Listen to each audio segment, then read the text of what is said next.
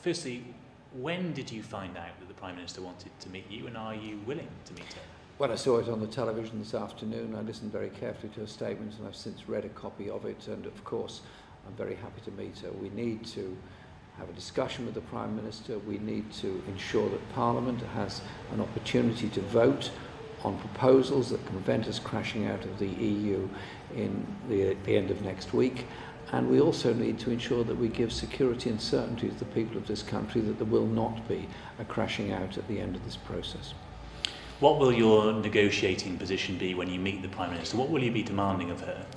We've put forward our proposals, which are to ensure there is a customs union with the European Union, that there is access to those markets, and above all, there's protections of our standards of consumer, environmental, and of course, workers' rights. And we'll ensure that those are there on the table so that there is no danger of crashing out. But we're also very clear that there has to be an absolute guarantee that the Good Friday Agreement maintains, so we continue with the process of peace in Northern Ireland. This is, or could be, a fairly major compromise from the Prime Minister. Are you willing to compromise on Labour's red lines? Well, so far she hasn't shown much signs of compromise, but I'm pleased that today she has indicated she will accept the view of Parliament and is prepared to reach out and have that discussion.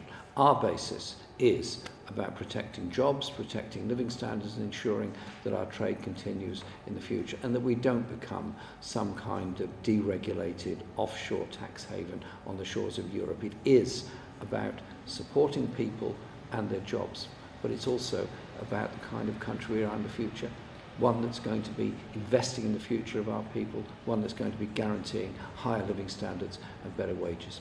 But would you be willing to meet the Prime Minister somewhere in the middle, perhaps around a customs union, a simpler solution rather than the extra guarantees that you want? We voted for a customs union in the House yesterday. It narrowly lost. We understand the importance of it because that helps to maintain trade. We will meet the Prime Minister. We recognise that she has made a move. I recognise my responsibility to represent the people that supported Labour in the last election and the people who didn't support Labour but nevertheless want certainty and security for their own future. And that's the basis on which we will meet her, and we'll have those discussions, and proposals will be put to Parliament, I understand, early next week, so that we can avoid crashing out at the end of next week, and we can guarantee the protection of those jobs and that trade in the future. So it sounds as if you are in a compromising mood, potentially.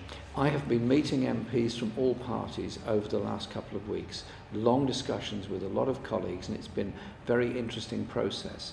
And yes, there is some common ground, there are some areas that it's very difficult to agree on, but the principles have to be, as I've set out, that however people voted in the referendum in 2016, whether they voted Remain or they voted Leave, they didn't vote for lower living standards, they didn't vote to lose their jobs, and actually there's far more that unites people on both sides about the kind of society we can be than divides them.